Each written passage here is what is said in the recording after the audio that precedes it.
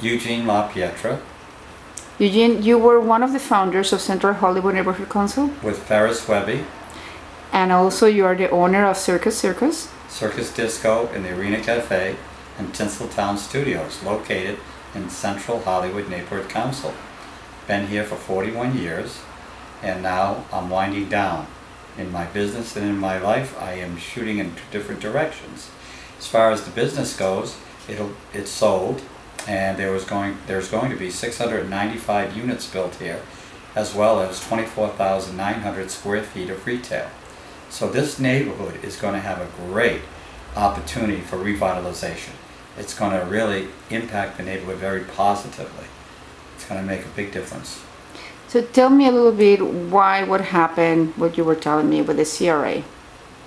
Well, when the CRA was in business, this particular neighborhood was actually carved out. We weren't part of this community redevelopment agency, which really left us like a little desert island. There were no dollars coming in for investment in this community, and so a lot of things were neglected. Now, with this new development, it's not going to be neglected. Things are going to happen.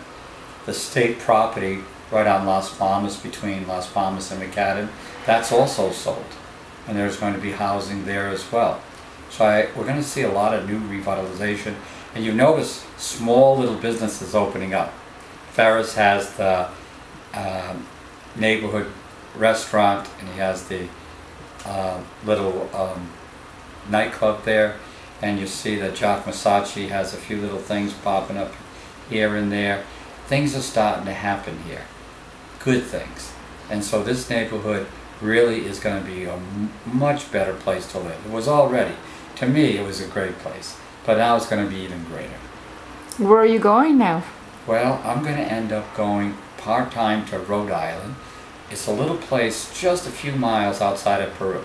It is a tiny place. There's very few people live there, and I will be there with my sister and brother and nieces and nephews, and 2 of my grandchildren live there. So I'll be there, and then I'm going to go south to Florida, and I love Florida. It's a beautiful place, and my sister's there. And then I'll be here in Los Angeles, so I'll be going back and forth.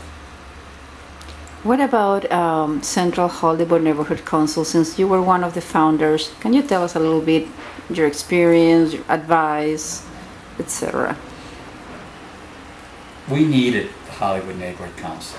We needed neighborhood councils for many years, and I had suggested it about 35 years ago when Peggy Stevenson was a council person and represented this district. And we need to have local representation. It's imperative. LA is so large that the council people represent areas greater than a congressperson, and that just is too difficult to manage. So having the neighborhood council is critical, because they're the ones who know. They live here, they work here, they raise their children here, and they know exactly what is needed in this community.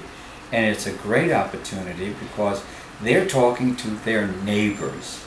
They're getting first-hand knowledge of what needs to happen in this community. And it has paid off, because you see the kinds of improvements with DeLongre Park, which at one time was nothing but a drug den. That happened because of Debbie Webby. That happened because of the Neighborhood Council. She was the first president of the Neighborhood Council, and she did a remarkable job. Whenever you're the first of anything, it's 10 times more work, because you have to lay the groundwork for the organizational structure. How will it work? And she did that brilliantly, and it works to this day. It still works beautifully. And things get done because of the Neighborhood Council. They have a great voice if they use it in a sensible, powerful, well thought out manner. They can get the things done in their community that they want. They can do that. They need to remember that they have a powerful mandate to be here, and they were elected by their neighbors. They need to use that power downtown to get what they need for their neighborhood, or it may not happen. So if you need your trees trimmed, then you need to go down and lobby. Lots of the work is done here at the old police station where you have your meetings. But also going downtown and talking to the heads of the departments. When are the trees going to get trimmed in this community? When are our sidewalks going to get repaired?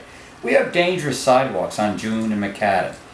Dangerous sidewalks on Cherokee, where the trees have pushed the sidewalks up that if an elderly person or a vision impaired person or a person in a wheelchair or a walker could seriously injure themselves.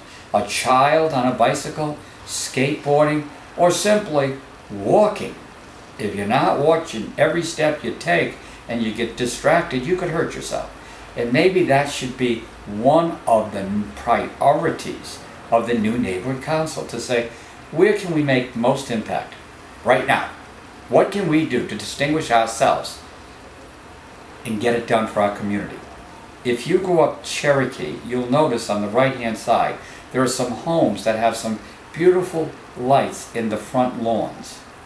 I did that. I paid for that. I paid for it with permission from DWP and from the homeowners to get those lights to show what we could do with our street lighting. Unfortunately, DWP didn't follow through. Maybe you can.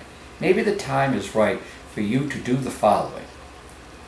Find out how much money each department really has. Often they have a lot of money in reserve funds that you don't know anything about, never spent, like you just discovered on the tree trimming, where they only used $3 million of the $20 million allocated. That gives them $37 million for this year. You should be down there right now demanding your share of $37 million.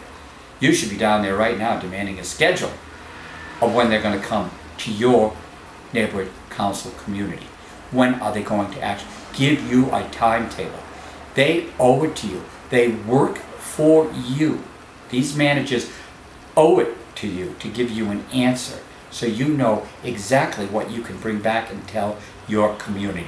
They will be on your street during the month of, during the year of, and they will fix this. What can we do about these emergency services we're not getting?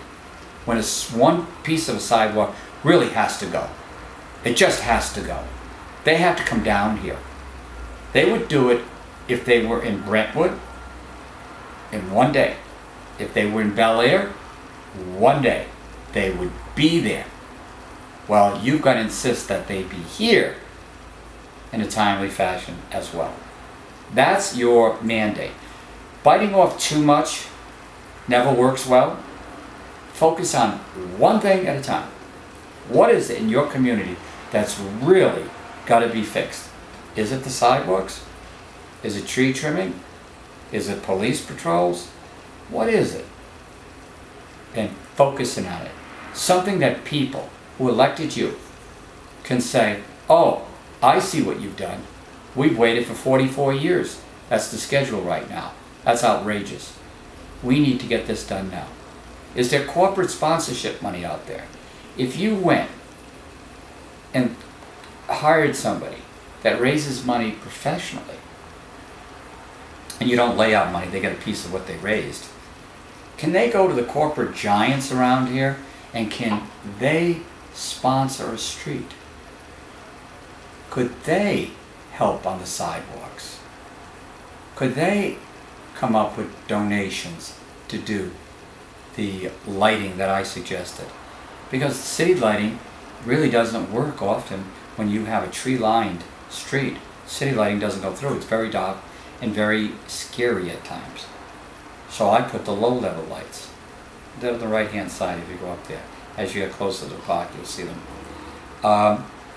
That's the kind of thing you can do, that when you're done with your term, your family, your children will be proud of you. Because you can drive them right down there and say, see that sidewalk? I got that done with the help of my colleagues on the neighborhood council. You're the president, is that right there? So it all lands on you. You set the tone, you pick the committee chair people, and you decide what the priority is.